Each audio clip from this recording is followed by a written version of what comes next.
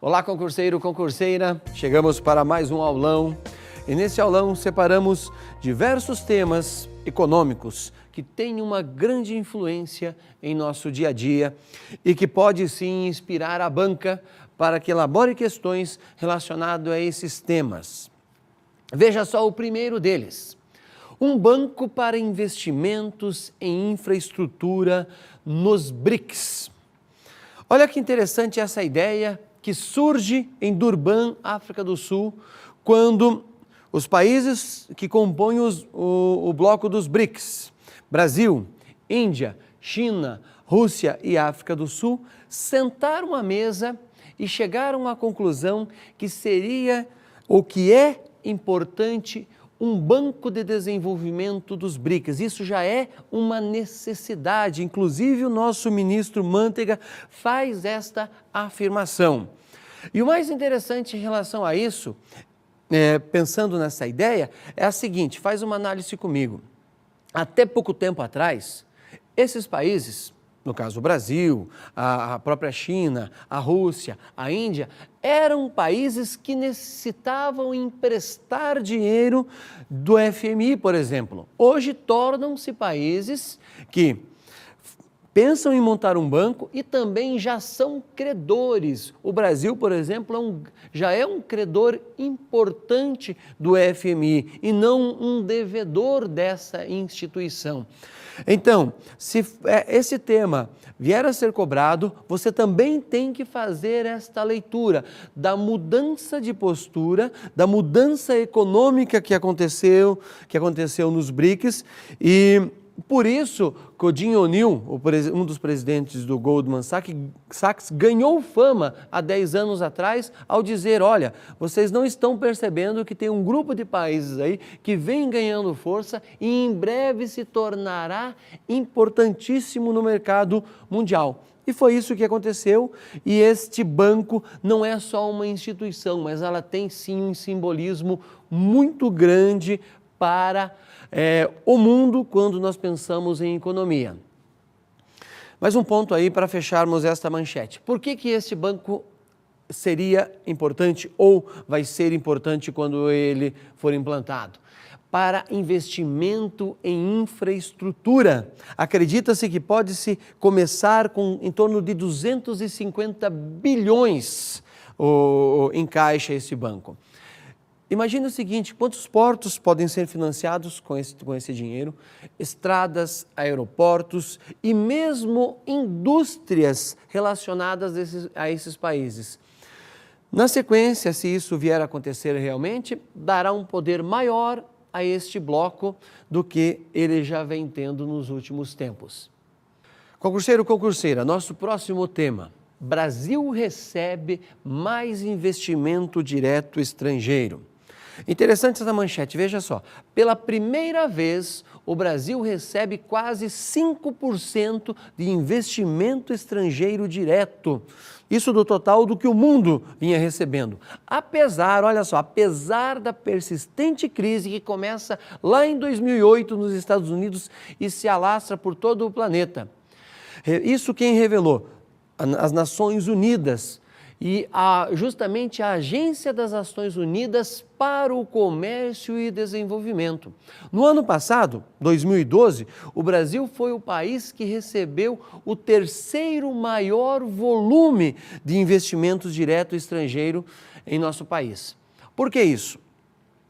Quando você olha as manchetes dos jornais, seja Folha de São Paulo, seja Valor Econômico, seja o Globo, todos eles, mas praticamente todos os dias tem uma matéria sobre infraestrutura. E quando você faz uma análise mais crítica ainda, a infraestrutura brasileira, quando se relaciona a estradas, portos, aeroportos, eu vou bater muito nessa tecla, é extremamente precária. Automaticamente, os países lá fora, os países desenvolvidos, olharam para o Brasil, vendo que tem aí uma Copa a ser realizada, uma Olimpíada a ser realizada, um país que vem batendo recordes de safras constantemente. Tiveram a visão que estarem aqui, trazerem dinheiro para o nosso país, para investir, por exemplo, apenas em infraestrutura, já é um montante muito grande, um montante fantástico em termos de número, que vale sim o risco. Por isso que o Brasil se tornou no terceiro maior país a receber esses investimentos, que somam a cifra de 65 bilhões, ficando somente atrás da China, que recebeu daí praticamente o dobro, 120 bilhões, e de Hong Kong, que recebe 72 bilhões. Nesse caso, nós não deveríamos ter perdido para Hong Kong. Quando você olha o território de Hong Kong e o território brasileiro, né, é muito maior o nosso país. Mas a China se justifica pelo seu território e pelo seu número de habitantes. Apesar de o volume ter sido ligeiramente inferior ao recorde, que foi de 67 bilhões em 2011, a fatia do fluxo que tomou o rumo da economia brasileira representou em torno de 5% do total mundial. É interessante você guardar isso. O número certo é 4,96, mas nós já fizemos aí o arredondamento para termos uma ideia e fica mais fácil. Não acredito que vai se cobrar, por exemplo, uma prova 4,96. É 5%. Perfeito? Nosso próximo tema, concurseiro, concurseira. Aumenta a participação do crédito bancário no setor.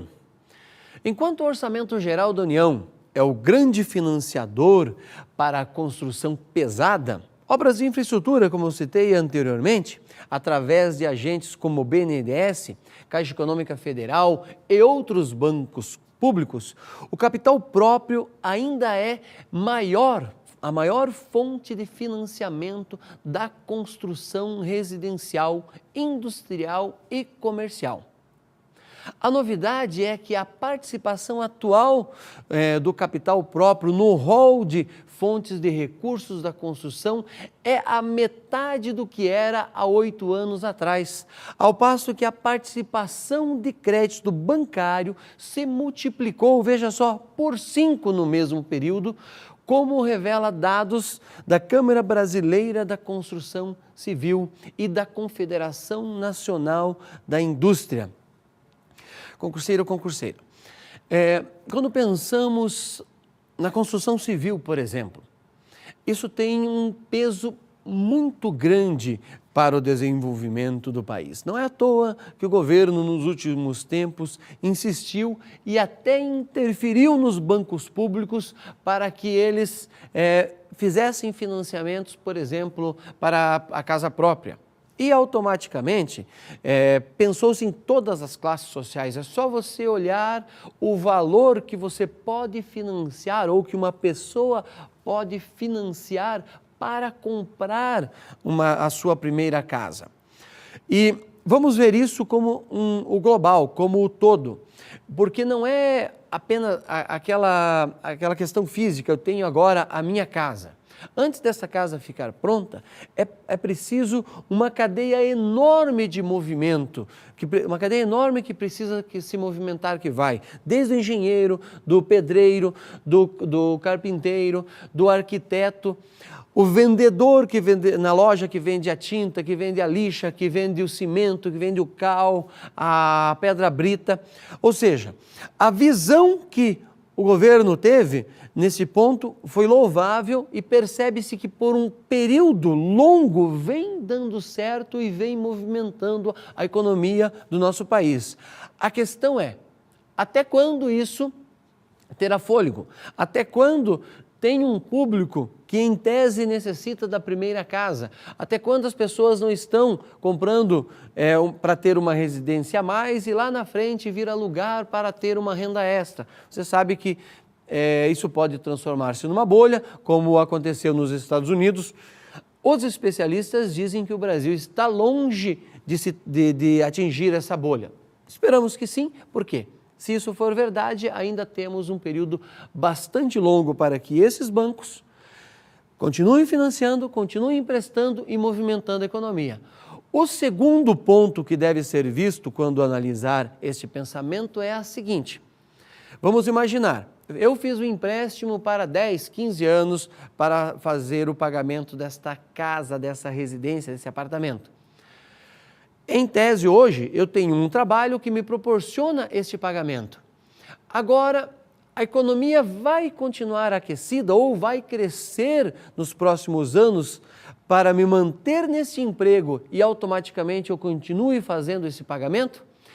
Se vier a acontecer um problema num futuro próximo, num futuro bastante curto de tempo aí, e eu perder esse emprego, automaticamente eu deixo de pagar essa prestação. O que vai acontecer com esses empréstimos, que são volumes vultuosos para o nosso país, quando você pensa no número de pessoas que nos últimos tempos compraram a casa própria. Vale a pena pensar nisso, é um tema bastante relevante porque movimenta vários pontos da economia brasileira.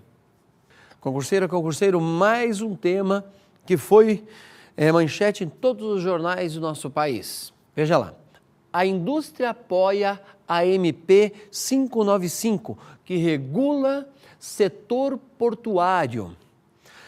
Faz uma análise primeiramente, antes de eu dar mais detalhes.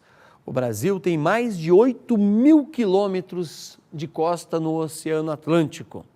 É um dos grandes exportadores de alimentos para o mundo. Então, o setor portuário tem grande relevância. O comércio exterior brasileiro dobrou nos últimos 10 anos. Veja só, o comércio exterior brasileiro dobrou nos últimos 10 anos. Esse dado você deve tomar nota. Mas nossos portos continuam os mesmos dos 10 anos atrás, sem melhorias ou ampliações, fazendo com que os nossos produtos perdessem uma competitividade enorme, ou seja, se tornassem mais caros por causa desse fato. Concurseira, concurseiro, então eu vou reafirmar, os nossos portos estão entre os principais entraves na cadeia logística de nosso país. Sua baixa eficiência e saturação vem comprometendo a competitividade da nossa economia, e isso há vários anos mesmo. Fazendo uma leitura rápida e uma relação bastante didática. O início desse ano, nós acompanhamos várias manchetes na TV, fotografias em jornais, mostrando filas de caminhões no Porto de Santos. Quando um caminhão está parado naquele porto, esperando para que ele descarregue a soja em um navio, 2, 3 dias, como aconteceu, tem um custo para o motorista que está ali, porque ele poderia estar transportando outros produtos. E esse custo é repassado para quem? Para este produto, na hora de exportar. Nós poderíamos exportar um produto mais barato e ter, a partir daí, um lucro maior, mas não conseguimos por causa do entrave do porto. Sem contar que também, para que esse caminhoneiro conseguisse atingir esse porto, ele passou por estradas ruins, esburacadas, ele passou por pedágios caros que não justificam uma estrada ruim e sem duplicação e cheias de curvas, que acabam comprometendo o trânsito desse deslocamento dessa mercadoria, no caso a soja, mas poderia falar aí do milho, poderia falar aí dos carros que o Brasil monta e exporta, poderia falar aí do frango, já que nós somos campeões na produção desta carne também. Tudo isso compromete e torna o Brasil menos competitivo. Lembrando da matéria anterior, quem está nos vendo de fora vê em nosso país um grande potencial, mas ainda precisa do quê? De que se tome partido e exista por parte do governo um planejamento de Estado para esta melhoria. E isso é urgente, basta você rodar um pouco pelo Brasil para ver como isso compromete a nossa economia como um todo. Veja só, fazendo agora uma leitura mais prática, o mercado financeiro como um todo depende da infraestrutura. Tome nota nesse ponto. Por quê? Quando a gente olha no final do dia, seja em qualquer jornal, da Bandeirantes, da Globo, do SBT, que a Bolsa de Valores subiu ou caiu, está relacionado à compra e à venda de ações. E a maior parte dessas empresas, quando você analisa diretamente, está também ligada à produção produção agrícola ou à produção das nossas indústrias que necessitam desta infraestrutura que está extremamente precária. Nosso próximo tema, concurseiro ou concurseira. E veja que as coisas vão se encaixando, que você pode, como um jogo de engrenagens, relacionar todas essas matérias. Brasil e o comércio exterior. Claro que tem uma ligação com a questão dos portos, como eu falei anteriormente, estradas, exportações, a exportação do soja, do milho e assim por diante. Em relação à balança comercial brasileira, nosso país registrou superávit de aproximadamente 164 milhões de dólares. O primeiro saldo positivo, tome nota disso, o primeiro saldo positivo em março, de acordo com dados do Ministério do Desenvolvimento, Indústria e Comércio. O resultado veio abaixo do esperado pela média dos especialistas consultados, com projeção de saldo positivo de 200 milhões. A diferença aí não é grande, mas veio abaixo do que se pensava. Apesar de positivo, o superávit é o pior para o mês de março, olha só, desde 2001. Então, nós já tivemos, há aproximadamente 10 anos atrás, um saldo muito melhor, segundo a série histórica do Banco Central. Em fevereiro, a balança comercial havia registrado um déficit de em torno de 1,3 bilhão de dólares. É muito grande esse valor quando você pensa em um período curto de tempo. No pior resultado para um mês, quando nós fazemos aí uma análise da série histórica, porque isso não é uma coisa que se calcula há muito tempo. No mês de fevereiro, as exportações somaram-se em torno de 20 bilhões de dólares e as importações em torno de 19,15 bilhões de dólares. Dá praticamente aí para dizer que ficou elas por elas nesse sentido. Mas é sempre interessante que um país exporte mais do que importe. No caso do Brasil, o problema é um pouco mais sério, porque nós exportamos matéria-prima e importamos produtos industrializados. Por que isso é um problema? Vamos fazer uma leitura bastante didática que eu sempre falo para os meus alunos em sala de aula. Pensa comigo, mandamos a soja para a Europa, mas quando mando a soja, não é apenas o grão, está indo nutrientes do nosso solo, está indo água. Lá na Europa, esta soja acaba alimentando o gado. Este gado, o agricultor na Europa tira o leite. Desse leite vem para nós, por exemplo, o queijo. Presta atenção no valor de 200 gramas, por exemplo, de uma latinha de queijo em supermercado que veio importado. Ele custa praticamente o valor de uma saca de soja, 200 gramas de leite. Olha o valor de um sapato feito com couro, deste gado que foi alimentado na Europa com a soja que saiu daqui. No meio do mês de abril apareceu uma matéria também em vários jornais do nosso país que a Alemanha passa a importar o número maior de café da Colômbia e do Brasil, dois países que exportam esta matéria-prima. E ela vem se consolidando, a Alemanha, como um grande exportador de café, sem nunca na vida ter visto um pé de café em seu território. Mas quando nós vamos a supermercados, em lojas de produtos que têm um valor maior, nós olhamos ali, café exportado pela Alemanha, em uma lata que tem um design bastante elaborado, em um pacote, em uma embalagem que necessitou de muita gente pensando. E automaticamente, o que o alemão fez? Simplesmente teve a capacidade de torrar o café que nós não torramos, teve a capacidade de pegar pessoas ligadas ao design, elaborar uma imagem bonita que atrai o consumidor. Isso parece que é algo banal, mas não é. Por quê? Pessoas aqui poderiam estar torrando o café, pessoas dentro do Brasil poderiam estar desenhando essa embalagem. Automaticamente, o dinheiro ficaria aqui. Não, vai para fora.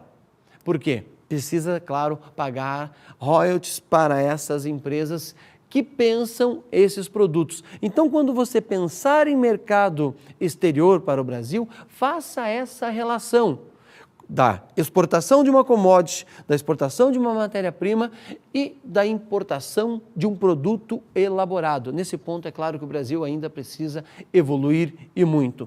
E a resposta está no ensino.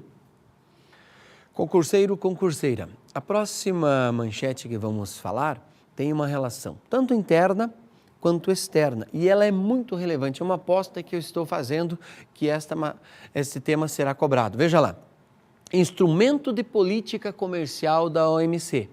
Muito bem, é da Organização Mundial do Comércio, mas em 1987 o governo brasileiro incorporou o Código Antidumping, que é o Acordo de Tarifas Geral de Comércio, lá do GATT, por meio da resolução CPA 1227/87, ao instrumento de política comercial do país. O momento foi oportuno, considerando-se que o Brasil estava iniciando uma abertura comercial e finalizando a adoção de instrumentos administrativos protecionistas. Quando a gente pensa em lei antidumping, nós temos que lembrar o seguinte, que é quando um país acaba promovendo um comércio internacional com produtos, em muitos casos, até abaixo do preço de custo. Você vai me dizer, mas ele tem prejuízo em vender uma mercadoria abaixo de custo. Por que ele vai fazer isso? Olha, quando um país tem lastro para vender mercadorias a um preço muito baixo e até abaixo do custo de produção, ele acaba promovendo a quebra da produção desta mesma mercadoria em outros lugares do mundo. E quando essa produção desses países quebrarem, ele entra no mercado sozinho, aí que ele vai levar vantagem. E onde isso acontece? O grande problema do dumping está na China. A China, porque tem um laço de mão de obra enorme, ela consegue produzir determinadas mercadorias a preço muito baixo. É só você analisar as chamadas lojas de 199 que o nosso país tem. Nem hoje elas, claro, não têm mais esse produto praticamente a este valor, mas elas começaram e ganharam fama, até virou uma marca isso, 199, mas vendendo mercadorias que nós olhávamos, por que na loja tal o produto feito no Brasil custa, sei lá, 5 reais e ali ela vai custar 199. Poucas pessoas fazem análise de saber que na China esse produto é fabricado, em alguns casos, até com mão de obra escrava, por isso que ele consegue viajar mais de 10.000 quilômetros e ainda entrar em nosso país por um preço muito baixo, quebrando a empresa aqui. Um problema nesse caso, por exemplo, foi a indústria de calçados do Rio Grande do Sul. Os sapatos brasileiros sempre tiveram fama internacional por ter uma alta qualidade. Os chineses vieram ao nosso país, contrataram, em alguns casos, por um valor maior de salário, os brasileiros levaram até a China e lá ensinaram a fazer esses sapatos, mas ensinaram uma mão de obra barata. Automaticamente a China conseguiu inundar não só o Brasil, como vários outros países do mundo, sapato, tênis e assim por diante, causando um descompasso nessa produção. E essa briga não é só do Brasil, tá? Essa questão da lei antidumping é uma briga que eles têm com os Estados Unidos e com o mercado europeu. Até quando ela vai existir, não sabemos, mas é uma coisa que precisa ser resolvida em breve. Você começa a perceber em jornais e revistas, e mesmo na TV, temas que cobram da China ou reuniões que cobram da China que eles coloquem o valor justo na mercadoria. Colocar o valor justo significa pagar para o funcionário um salário justo e automaticamente ver o tributo justo que deve ser dado a este produto para que ele não cause um problema internacional e por isso está aí a lei antidumping. Concurseira, concurseiro, nosso próximo tema. OIT diz que Brasil dá exemplo ao mundo com legislação das domésticas. Vamos lá, fazer uma análise rapidamente aqui. Você viu nesses últimos tempos, e esse tema ainda será debatido por um período bastante longo, o reconhecimento do trabalho doméstico. Faz uma leitura um pouco mais longa aí. Este problema que, em tese, está sendo resolvido agora é um problema que surgiu lá com Getúlio Vargas, lá com a CLT, quando Getúlio Vargas cria, por exemplo, a carteira de trabalho. Quando foram criadas essas primeiras leis, ficaram de fora as chamadas domésticas, já que elas dão um nome a essa lei, ou é o nome mais popular, o senso comum, e também ficaram de fora os trabalhadores rurais. Agora, o Brasil se torna uma referência internacional em relação aos direitos desses trabalhadores, porque acaba reconhecendo do ponto de vista formal, vem igualá-los aos outros trabalhos. Mas por que gerou uma comoção e por que gerou discussão? Claro que tem que se reconhecer, eles têm todo e qualquer direito como qualquer outra pessoa, é indiscutível isso. Mas a discussão é outra, concurseiro, concurseira. Olha só, o governo tem que arrumar um meio de simplificar para aquele que emprega. O trabalhador tem os mesmos direitos como qualquer outro empregado em empresa, mas o empregador não pode ser visto como uma empresa, não pode tornar mais burocrático a vida dessa pessoa que sai de manhã para trabalhar em uma fábrica, para trabalhar em um escritório e volta no final do dia tendo que se preocupar aí como que foi a questão da lei para aquelas pessoas que trabalham em sua casa. Imagina-se que venha por aí o chamado super simples, que deve, nesse meio tempo, tornar a vida do empregador mais simples para que ele consiga legalizar as pessoas que o ajudam, que o auxiliam em sua casa. Tem também aí um outro problema que deve ser resolvido, que vai ser regulamentado ainda por lei, que é a questão dos chamados cuidadores. O Brasil, nos últimos tempos, começa a ter uma população que vai envelhecendo, coisa que não era comum para nós nos 10, 15 anos atrás. Como a população vem envelhecendo e de maneira muito rápida nesses últimos 10 anos, automaticamente criou um novo empregado que antes não era comum, aquele que fica com uma pessoa idosa em uma residência. Como é que vai regulamentar as horas dessas pessoas? Você vai ter que ter várias durante o dia. Como que é a questão da hora noturna? Como se vai pagar esse extra para uma pessoa que trabalha à noite? Também a lei precisa regulamentar isso. Mas, friso, o governo tem que arrumar um caminho e o governo aí não é só a questão da presidência. Temos que entender o Congresso, aí o Senado e os deputados federais que, de uma maneira o mais simples possível, regulamentem na forma da lei, facilitando a vida e automaticamente colocando todos na legalidade. Concurseira, concurseiro, encerramos essa parte aqui de análise de temas. Você deve ter notado que, de uma maneira ou de outra, todos se encaixam, porque não dá para eu separar a economia em setores como se fossem gavetas e cada uma funciona isolada. A estrada influencia no porto, o porto influencia no preço da soja, que acaba diminuindo o lucro do agricultor, que acaba interferindo na hora que esse agricultor vai ao supermercado ou que esse agricultor vai comprar um carro, por exemplo. Tudo tem uma ligação bastante forte.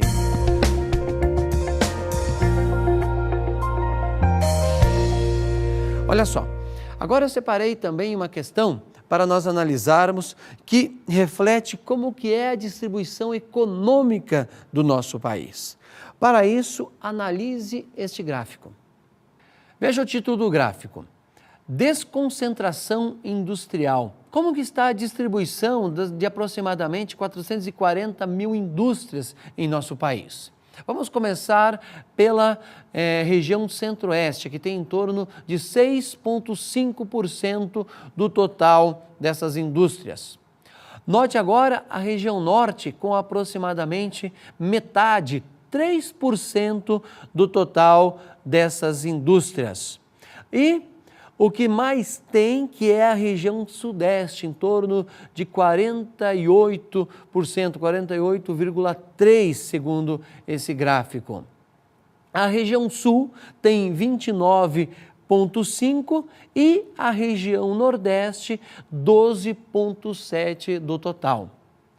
Concurseira, concurseiro, antes de eu falar no comando que a questão pede, você já concluiu aí que existe uma distribuição completamente desigual das indústrias em nosso país. Mas extremamente, praticamente metade está só em um ponto, pela conclusão que nós tivemos ao ler este gráfico, perfeito? Aí vem um comando para que nós possamos chegar à resposta certa. Com base na análise do gráfico e nos seus conhecimentos sobre a desconcentração industrial no país, ou melhor, no Brasil, é correto afirmar. Vamos para a letra A. Olha o que está escrito aí. As montadoras têm privilegiado a região metropolitana de São Paulo na aplicação de recursos e na abertura de novas fábricas.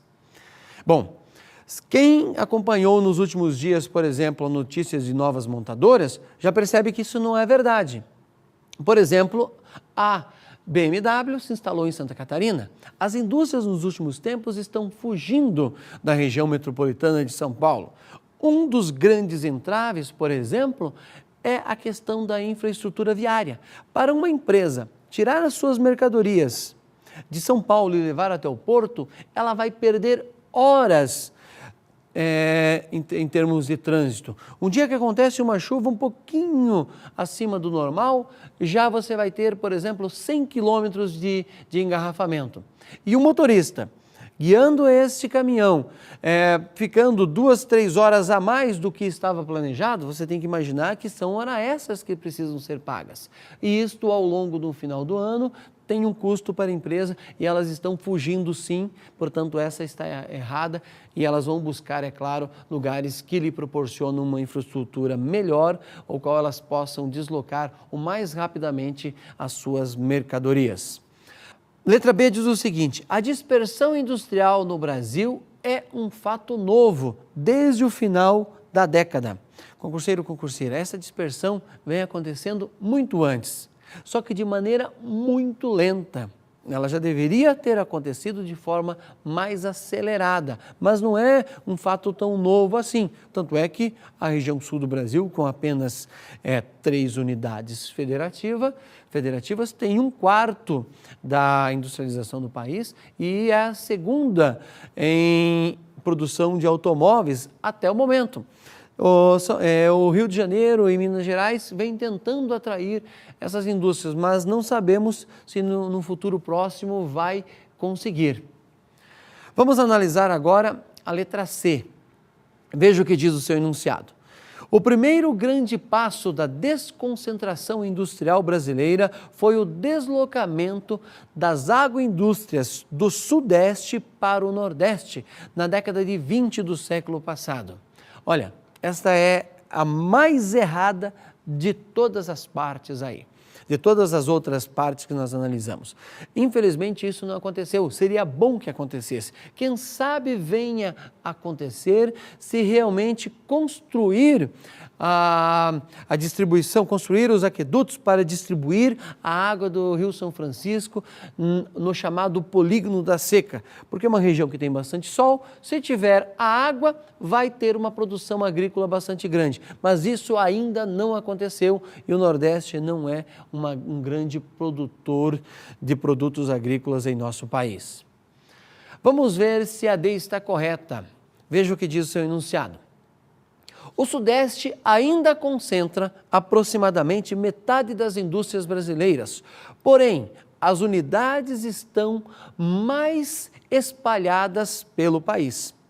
Olha só, esta é a questão verdadeira. Se você fez a análise do gráfico, concluiu que a letra D é a correta, mas eu preciso fazer uma ressalva. Poxa, essa é uma questão muito fácil. Concordo, quando eu analiso uma isoladamente. Quando eu estou no meio de uma prova Já respondendo a 50ª questão, cansado. Certos dados passam despercebido. A gente acaba errando questões que são mais fáceis porque queremos velocidade, queremos responder rápido, sabemos que o tempo está acabando. Então, vale a pena ficar atento até naquelas questões que nós consideramos que são fáceis, porque a mente acaba nos enganando quando bate o cansaço ou o tempo está se findando. Vamos então, para concluir, olhar o que tem de errado na letra E.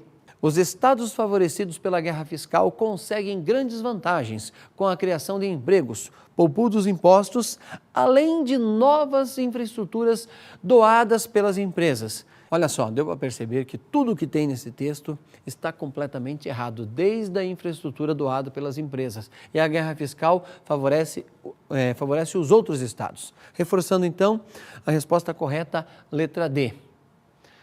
Fechamos aqui esse nosso encontro. Desejo a você, é claro, uma ótima prova e que você consiga passar e alcance esse emprego que você vem brigando por muito tempo. Até a próxima.